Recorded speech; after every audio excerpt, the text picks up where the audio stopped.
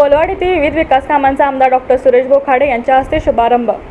बोलवाड तालुका मिरज येथील विविध विकास कामांचे उद्घाटन माजी पालकमंत्री व मिरजेचे लोकप्रिय आमदार डॉक्टर सुरेश बोखाडे यांच्या शुभ हस्ते अक्षय तृतीयेच्या मुहूर्तावर करण्यात आले। या विकास कामांमध्ये बसवेश्वर भवन, माळी समाज 20 लाख, बालाजी मंदिर, नंदीवाले समाज 20 लाख या कामांचा समावेश आहे। या विकास कामांची सुरुवात झाल्याने ग्रामस्थांमध्ये समाधानाचे व आनंदाचे वातावरण आहे। यावेळी माजी सरपंच सुहास पाटील, ज्येष्ठ नेते सावंत बापू येवारे, उपसरपंच सचिन कांबळे, महादेव दबडे, किरण यमगर, निगार शेख, महावीर पाटील, प्रवीण पाटील, भाऊसाव नरगच्छे, अंगोडा पाटील, बोलवाड भाजप प्रमुख पिंटू नाईक, चंद्रकांत नाईक, पंचायत समिती सदस्य किरण बंडकर, ग्रामपंचायत सदस्य, सोसायटी चेअरमन, संचालक, पदाधिकारी, कार्यकर्ते, ग्रामस्थ मोठ्या संख्येने उपस्थित होते।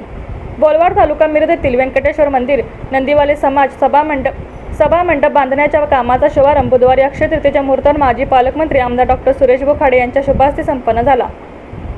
25 ते 15 ग्रामविकास योजनेतून सदर कामासाठी आमदार खाडे यांनी रक्कम रुपये 16,17,657 मंजूर केली आहे।